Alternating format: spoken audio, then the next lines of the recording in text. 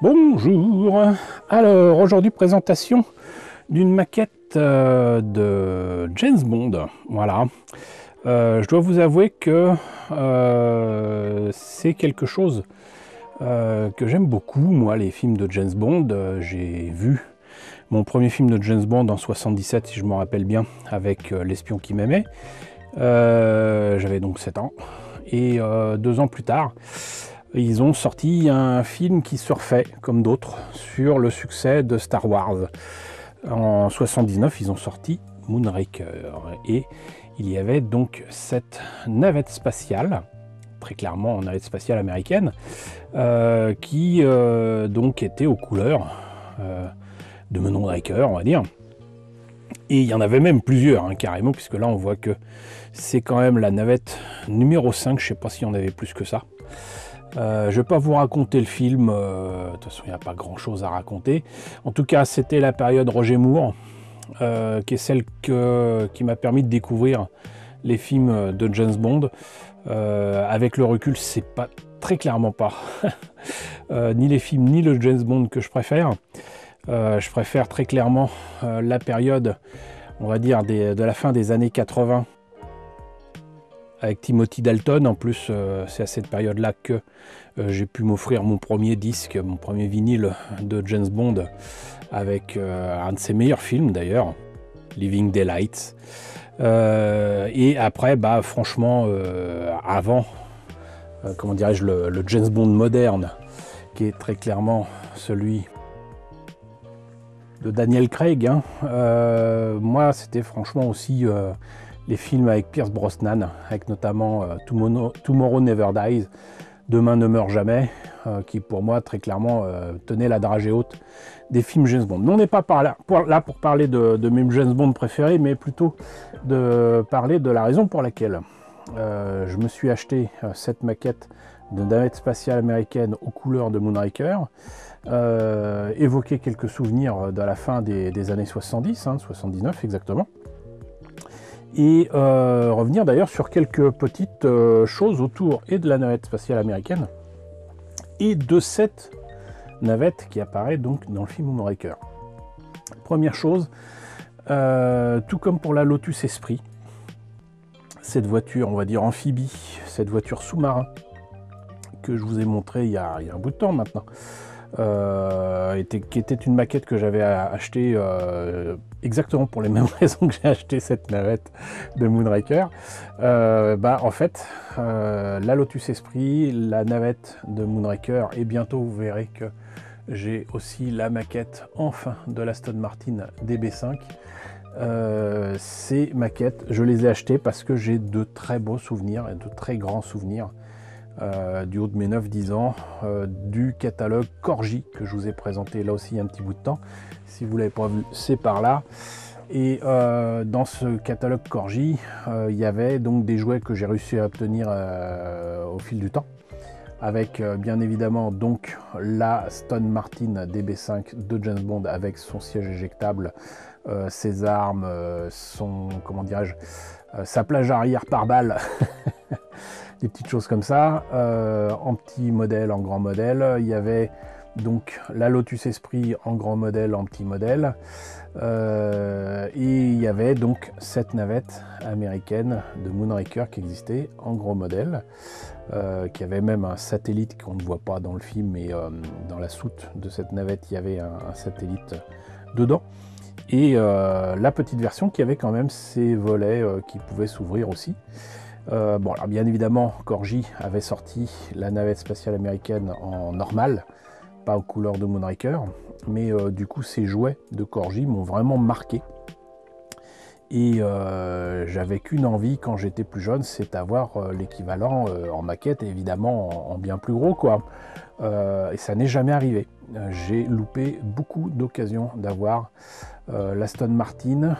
Je pense ne pas avoir jamais vu la maquette de la navette de Moonraker, ou que ce soit, même s'il y en a beaucoup qui étaient sortis, et à l'époque, et plus tard, on y reviendra tout à l'heure. Et puis pour la Lotus Esprit, je ne sais même pas si la maquette récente de Fujimi est une maquette rééditée, ou s'il y en avait eu d'autres avant, mais d'après mes recherches, ce n'est pas le cas. Reste que, donc voilà, c'est un petit rêve devenu réalité, on va dire. Et donc pour revenir sur cette maquette de la Moonraker, c'est une maquette récente, peut-être pour un anniversaire ou je ne sais quoi. Revell a sorti ça il n'y a pas si longtemps que ça, peut-être 2 ans, je ne sais plus. Donc a proposé ces maquettes de James Bond avec un petit poster qui va bien. Bon, moi j'aurais préféré avoir une affiche qui reprenait les images du film. Là on a, là vous voyez, vous avez, on verra tout à l'heure, un poster certes, mais qui reprend l'image qu'il y a sur la boîte. Bon, c'est sympa, mais j'aurais vraiment sincèrement préféré avoir une image représentant une des affiches du film. Ça aurait été vraiment très très cool. C'est accompagné de peinture, d'un pinceau ridicule et d'une colle Contacta. Alors autant le pinceau il est ridicule, autant les peintures aquacolor c'est bof, mais la colle Contacta c'est très bien. Mais en tout cas voilà, c'est donc supposé être un pack, on va dire collector. Je sais pas si c'est en édition limitée, si c'était le cas ça serait indiqué, mais c'était pas spécialement donné quand c'est sorti et que j'ai vu ça donc en boutique. Et comme vous voyez, on a là une étiquette qui me fait penser à ce qu'on peut trouver dans soit les grandes récré, soit les jouets club. Vous le voyez, il y a quand même une belle étiquette qui indique 38,99 €.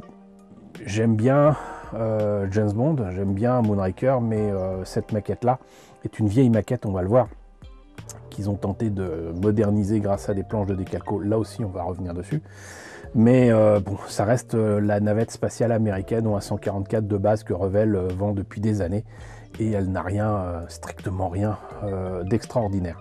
Reste que donc d'autres maquettes étaient proposées et au 144 et à d'autres échelles, alors pas au 1,72 mais par contre au 1,200. Il y a apparemment une maquette au 1,200 qui existe et qui est sortie il n'y a pas très longtemps, qui a été réédité par Round 2 sous le label AMT ERTL. Grosse différence évidemment avec le 144, outre la taille. Visiblement c'est une maquette qui est finalement beaucoup plus sympathique qu'il n'y paraît malgré son échelle, qui a son réservoir, ses fusées d'appoint et qui a des détails, notamment les tuiles qui sont sur la navette et qui lui évitent de brûler quand elle revient dans l'atmosphère terrestre. Et c'est une maquette que j'aimerais bien voir un jour, si je la trouve pas trop chère, je la prendrai certainement. Et puis une maquette au 1,288 il me semble, chez Doyusha, qui est une marque japonaise qui a sorti pas mal de maquettes de James Bond.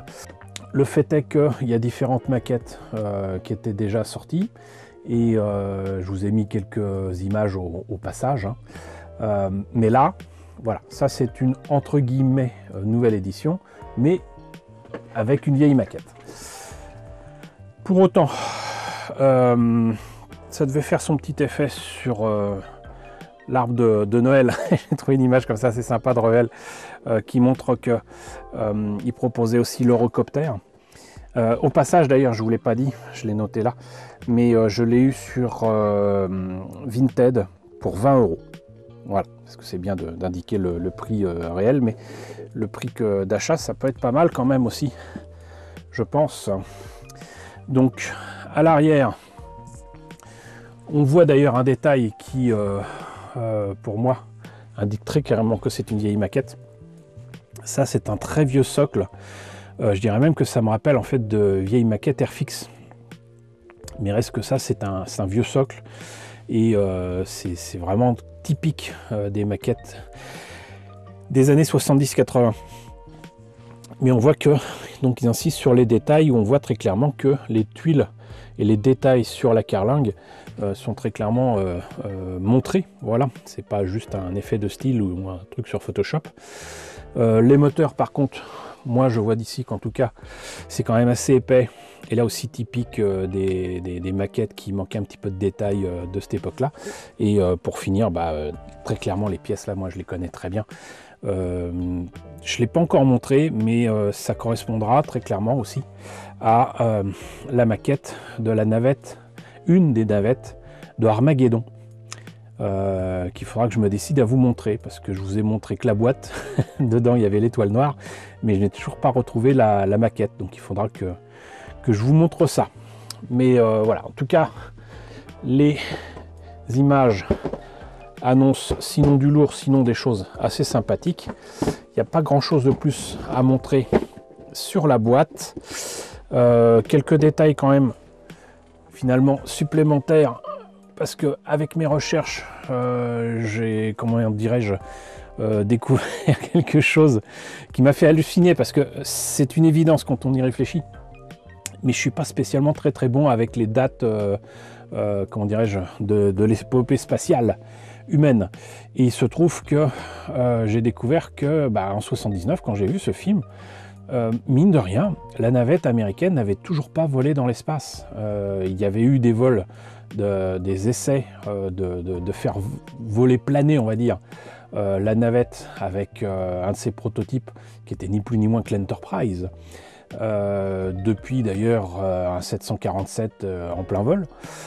C'était en 77, mais sinon le premier vol de la navette spatiale américaine, c'est quand même en 1981, et si je ne me trompe pas, je crois que c'est Columbia qui a fait le premier vol. J'ai un gros doute là. Mais bon, en tout cas, c'était en 1981, et ça m'a fait tout bizarre aussi de me rappeler, bon, je sais que le programme spatial avec des navettes spatiales américaines a été stoppé suite au deuxième... comment dire, la deuxième catastrophe majeure qu'il y a eu justement avec la Columbia en 2003. Ils ont décidé d'arrêter tout en 2011, hein. Donc ça fait déjà 14 ans. Mais donc voilà, ça m'a fait bizarre de me rendre compte que le programme avait duré quand même 30 ans et qu'il avait débuté en 80. Et j'insiste là-dessus tout simplement pour dire que du coup, tout ce qu'on voit dans le film correspond en fait à, je vais dire pas une image fantasmée, mais un petit peu quand même, de ce que pourrait être l'arrivée d'une ou plusieurs navettes spatiales vers une station orbitale autour de la Terre. Et donc ils ont montré sur grand écran quelque chose qui n'avait pas encore été fait, à savoir un vol orbital avec l'orbiteur, donc la navette spatiale américaine, en 79, 2 ans finalement, avant que cela ne se produise en vrai. Voilà. Donc maintenant, ce que je vous propose, c'est qu'on voit peut-être un petit peu ce que ça donne à l'intérieur. Alors, je suis assez content de moi parce que j'avais pas vu de date sur la boîte de cette maquette, mais c'est indiqué ici sur la notice 2023 pour la maquette en question, donc bel et bien 2 ans.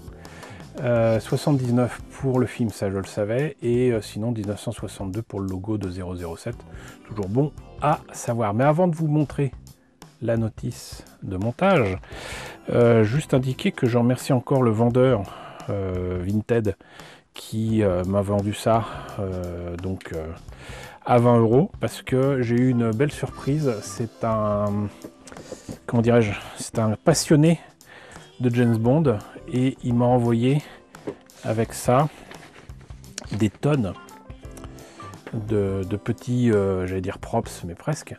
Là, c'est un autocollant avec carrément donc Moonraker pour les entreprises Drax, Enterprise Corporation.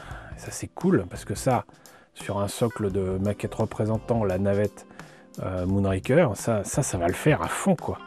Et sinon, plein de petites cartes, donc indiquant que je ferai éventuellement partie de l'organisation criminelle Spectre. Et voilà, ça fait un bon paquet de petites cartes de visite, hein. Et là, donc, là aussi des autocollants prédécoupés avec Daniel Craig. Ça, je pense que c'est Casino Royale. Et là, ça doit logiquement être aussi Daniel Craig, mais je ne vois pas dans quel film c'est. Je vois pas. Mais en tout cas, ça, c'est cool. Et qu'est-ce qu'il y avait là-dessus? Voilà. des reproductions, des imprimés qui permettent d'avoir apparemment un chéquier lié à un des films de James Bond, lequel je ne sais pas. Et là, le dossier de James Bond quand il avait 12 ans apparemment. Et comme c'est certainement la version de Bond récente, il a indiqué que c'était en 83, à l'âge de 12 ans. Donc ça veut dire que Daniel Craig, le James Bond incarné par Daniel Craig, serait né logiquement en 70 ou 71. Voilà, et là c'est des papiers concernant le palais. Bon, j'imagine que ça doit être à Venise. Donc là encore Casino Royale, Warwick Enterprises. Là je vois pas non plus. Mais c'est rigolo, c'est rigolo. Ça c'est le genre de choses. Je vous montrerai d'ailleurs ce que je compte faire éventuellement avec des logos qui s'allument. Ou même des dessins qui s'allument de Macross, de Star Wars, des plaques de vaisseaux de Star Trek que j'ai aussi et que je compte mettre à côté des maquettes. Je pense sincèrement que c'est une bonne idée de placer ce genre de choses pour, comment dirais-je, donner encore plus d'authenticité à ce genre d'objet. Voilà, mais bon. On va passer à la notice de montage. Donc là encore, très belle photo d'un modèle monté, terminé. Et les précautions de base. Encore une fois, j'insiste bien là-dessus. Quand on est habitué comme moi à faire des maquettes depuis plus de 40 ans, c'est pas qu'on s'en fiche, mais un peu. Mais rappelons que ça peut très bien être la première maquette de quelqu'un, que ce soit un enfant ou un adulte. Et toujours bon de revenir sur les bases. Donc ça, c'est vu. Voilà, ça c'est les pièces en présence. Vous voyez qu'il n'y a pas grand chose. Et franchement, ce truc-là, même si la base, ça part d'un bon sentiment, il y a la Terre, en tout cas, pour ce que j'en vois, l'Amérique du Nord et l'Amérique du Sud, les continents, évidemment, qui sont représentés dessus. Le fait est que ça reste donc une vieille maquette qui, à mon avis, est surexploitée depuis 40 ans. Là, nous avons donc le panneau, je sais pas comment on pourrait appeler ça, mais bon, en tout cas, il y a la carlingue principale. Où il y a intérêt à se préparer psychologiquement pour placer la verrière et puis pas l'opacifier ou rien. Ce qui m'étonne par contre, c'est que de ce que je vois là, la maquette est tellement vieille qu'il n'y a carrément pas le poste de pilotage à l'intérieur. Donc il y a peut-être intérêt, comme c'est indiqué ici, de peindre en noir avant. Peut-être même de peindre en noir à l'intérieur, ça je le dirai pas souvent, mais la pièce transparente, peut-être qu'elle a intérêt à être peinte en noir ou au moins en smokescreen pour éviter qu'on voit qu'il n'y a rien dedans. Bon, alors vous pouvez toujours scratcher, c'est peut-être ce que je ferai, hein. Vous pouvez toujours scratcher un poste de pilotage, mais ça fait perdre un temps fou et bon, voilà. Sinon, l'intérieur de la navette, moi je me demandais est-ce que je vais vraiment le faire, puisqu'encore une fois dans le film je crois pas que ça s'ouvre. Ça s'ouvre à un moment pour les navettes spatiales américaines qui sont envoyées à l'attaque de ce satellite des entreprises Drax, mais apparemment ça permet de tenir correctement la maquette, et c'est dommage parce que ça c'est quelque chose que j'aurais bien récupéré pour faire des kits bash. Par contre, encore une fois, l'intérieur, on va dire les laboratoires et autres équipements de l'intérieur de la soute de la navette spatiale, je ne sais pas si ça se voit dans le film, je suis presque persuadé que ce n'est pas le cas. Donc c'est peut-être quelque chose par contre que je récupérerai. Ici, on a donc les panneaux qui recouvrent la soute. Là, on a la partie moteur. Voilà, très clairement, même s'il n'y a pas encore les tuyères. Encore une partie moteur. C'est là aussi qu'on voit que la maquette est ancienne. Là, ces petites tuyères là, ces thrusters, sont en 2 parties. Et bon, autant c'est des pièces que je verrais bien dans certains de mes kits bash, justement séparées et en 2 morceaux. Autant ça, c'est une horreur, pas seulement à coller, mais à poncer pour en faire quelque chose, quoi. Donc ça, c'est très clairement des pièces que je remplacerai. J'ai toutes les option parts qu'il faut, ça aussi, si vous n'avez pas vu. Je parle régulièrement de option parts, que ce soit chez Wave, que ce soit chez Bandai ou Kotobukiya.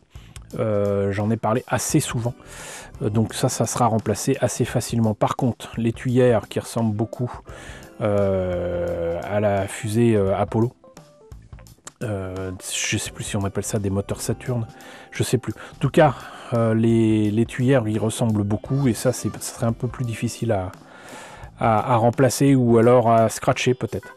Les ailes, enfin, vous voyez que c'est assez simple. Il y en a 2. Il y a quand même quelques détails. C'est pas le damier des tuiles qui protège lors de la rentrée dans l'atmosphère, mais c'est déjà pas mal. Ensuite, des trains d'atterrissage. Alors, j'ai pas souvenir que ce soit utilisé aussi dans le film, même si logiquement James Bond et sa Bond Girl du moment vont forcément redescendre sur Terre. Mais le fait est que y a les trains d'atterrissage qui manquent aussi cruellement de détails. Donc moi je pense que je le ferai évidemment fermé. Et ça me permettra là aussi de récupérer les pièces des trains d'atterrissage pour peu détaillés que ce soit. Là vous avez le bras qui s'est fait connaître aussi sur le fait que ça n'a pas été développé par les Américains mais par leurs amis et voisins canadiens qui doivent s'en mordre les doigts désormais. Mais le fait est que là donc il y a quoi? Apparemment il y a un petit astronaute qui peut se mettre là. Bon, là aussi c'est une pièce qui ne sera pas utilisée, mais ça y est, on va voir tout à l'heure sur les grappes si c'est le cas. Et là sinon donc pour le placement des décalcos, il y a intérêt à le préciser parce que il y en a beaucoup, et moi ce qui m'a ravi et ce qui m'a conduit à acheter cette maquette, c'est très clairement la planche de décalco avec les tuiles qui sont assez compliquées à représenter correctement par rapport à ce qui existait dans la réalité, avec des pochoirs ou des masques ou quoi. J'ai pas connaissance qu'il y ait des décalcos adaptés aux maquettes de différentes marques et de différentes échelles, mais voilà, donc ça c'est quelque chose d'assez cool. Et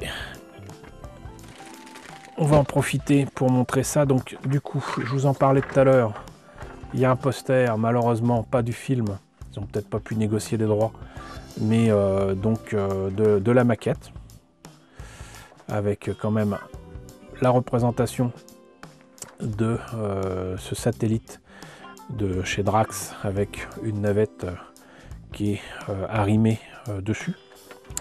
Donc ça c'est cool, mais surtout ce qui nous intéresse le plus, c'est les décalcos. Déjà parce que vous avez ces décalcos là qui sont ici les plus comment dirais-je, classiques. Ici ça s'est repris sur les navettes spatiales même de Revell. C'est ce genre de détail qu'il y a pour le cockpit, les dérives, et apparemment, donc je me trompais tout à l'heure, il y a quand même jusqu'à 6 navettes qui apparaissent a priori dans Moonraker. Et vous avez là donc les bandes orange avec le logo de l'entreprise Drax, avec quelques petits détails qui seraient quand même assez difficiles à faire, non seulement à main levée mais même en pochoir, hein. Donc voilà, ça c'est déjà, moi je trouve que ces décalcos sont très belles. Et on a ici donc les tuiles de la navette, et vous voyez que en plus de ça, c'est même pas, j'allais dire droit, mais c'est de biais. Ça ressemble effectivement à des tuiles, et toutes les tuiles ne sont pas de la même couleur. Il y en a des grises, il y en a des gris, gris foncé, gris clair, noir, et donc des tuiles qui sont carrément noires, autour du nez notamment. Vous voyez? Et ça c'est beau. Il n'y a pas d'autre mot, c'est juste beau. Donc voilà pour les décalcos, la fiche. Donc ça j'ai passé ça rapidement, mais c'est ce que je vous disais tout à l'heure. Vous voyez que même le pinceau, ils en prennent même pas soin. Il n'y a pas de protection sur les poils. Rien que là, vous voyez que ça vaudrait même pas un pinceau qu'il y a pour les trucs pour les gamins, pour la rentrée à la maternelle. C'est un peu la honte. Les peintures, on dirait qu'elles sont des assèches dans leur peau, alors que c'est supposé avoir 2 ans. Je suis certainement mauvaise langue, hein, cela dit. Mais sinon, la colle, si on vous propose un jour de la colle Contacta comme ça, de chez Revel, avec cette petite tige en métal creuse qui permet de placer au compte-goutte de la colle ultra liquide, je vous la conseille, elle est très bien. Bon, maintenant on va passer à la présentation des pièces. Alors, ça, ça m'est revenu là, à l'instant en revoyant la pièce ici, transparente. Ça m'est revenu, en fait je vous ai déjà présenté cette maquette dans une version Revel assez étrange que j'avais acheté d'ailleurs. Je pense que c'était d'occasion, j'avais dû tomber dessus comme ça, vraiment pas cher, pour le système électrique qui était dedans, assez vieillot, mais efficace, qui fonctionnait, puisqu'il y avait une navette spatiale américaine qui était noire, avec des pièces ou transparentes ou rouges, qui reprenait ces pièces-là. Et je crois que, si je me rappelle bien, c'était une maquette qui s'appelle Alien Invader, comme si une navette spatiale américaine avait pu être prise par des forces aliens étrangères à notre monde, l'aurait peint en noir et serait amusé à mettre des éclairs rouges dessus pour susciter la terreur sur Terre et nous attaquer. C'était assez spécial. Mais donc je vous mets le lien ici si vous voulez voir. Mais ça m'est revenu et donc vous voyez, on confirme que là c'est bel et bien, si vous le voyez, malgré le fait que ce soit transparent, les continents américains, nord et sud. Et déjà rien que là, vous devriez voir quand même que le moule, il a souffert, le moule il a vieilli et franchement ça se voit, ça se sent. C'est pas impeccable, c'est pas impeccable du tout. Je remets la pièce transparente dans son sachet pour la protéger malgré tout, parce que même si ça ne sera pas utilisé tel quel, si ça casse ou si c'est rayé, je le regretterai toute ma vie. Ça serait dommage de le regretter. Donc là, c'est l'intérieur de la soute. Et donc on a confirmation de cette pièce que moi je n'avais pas dans Alien Invader, je ne crois pas, d'un petit astronaute à l'échelle, donc un 144, avec son pauvre tuyau là. Et ça, j'imagine que ça va dans la soute aussi. Mais ça m'étonne, franchement. C'est la première fois que je vois cet astronaute. À moins que je me trompe, hein, et que la vieillesse ô ennemi me guette vraiment. Mais voilà, il y a quand même bel et bien au moins une figurine là-dedans. Ça, je disais tout à l'heure que le moule a pris cher. Regardez un petit peu les flashs qu'il y a là autour de la grappe. Il y a de l'ébavurage dans l'air, hein. Ça sent la pièce bien vieille. Je vais pas dire mal moulée, mais vous voyez, ça fait son temps. Et sinon les pièces principales, voilà. Et donc on voit que ça manque très clairement de détails. Même pour l'arrière. Train d'atterrissage, j'en parle même pas. Et il y a quand même quelques détails. Oui, c'est bien ce que je me disais. Les détails qu'on voit sur l'aile sont pas en creux, mais en plein. Heureusement pas pour ces éléments-là, mais bon, et même là, il y a des détails, mais c'est en plein. C'est pas la joie. C'est pas la joie, mais heureusement l'intérêt de cette maquette est ailleurs. Et donc là, pareil pour cette partie-là de la carlingue. Alors c'est amusant parce qu'il y a comme s'il y avait des hublots sur le côté là. J'ai pas connaissance de ces détails-là sur la vraie navette. Les tuyères, dont je vous parlais tout à l'heure, qui à l'intérieur sont nulles. C'est vraiment trop épais. Et non, c'est vraiment une maquette simplissime. Et autant à 20 €, ça va. Vu que je l'ai acheté surtout pour les décalcos et le fait que ce soit une maquette James Bond qui me rappelle de bons souvenirs, ça va. Mais 40 € là-dedans, non. Voilà. Mais en ce moment, je pense que vous la trouverez assez facilement à petit prix. Et puis là, ça va me compliquer la vie de vous parler en rangeant tout ça. Donc, juste vous dire que j'ai été ravi, vraiment, de vous présenter cette maquette de la navette que l'on voit dans le film de James Bond Moonraker. Donc j'espère que ça vous a intéressé, que ça vous a même rappelé vous-même quelques souvenirs. N'hésitez pas à me dire ce qu'il en est dans la section commentaires. Peut-être que vous avez les autres versions de la maquette de Moonraker. Ça m'intéresse de le savoir. N'hésitez pas à liker, n'hésitez pas à partager, c'est très important. C'est comme ça que j'arrive à multiplier par 2 ou par 3 les vues, sachez-le. N'hésitez pas à vous abonner si ce n'est pas déjà le cas. Coucou d'ailleurs aux nombreux abonnés qui nous ont rejoints ces derniers temps. Coucou aux grands anciens qui me suivent depuis 10 ans. Merci à tous de votre fidélité, merci à tous de votre soutien sur Tipeee et sur Paypal. Surtout, prenez soin de vous. Je vous laisse avec la liste des contributeurs de la chaîne et je vous dis à très bientôt, qui sait, pour la présentation d'une autre maquette James Bond.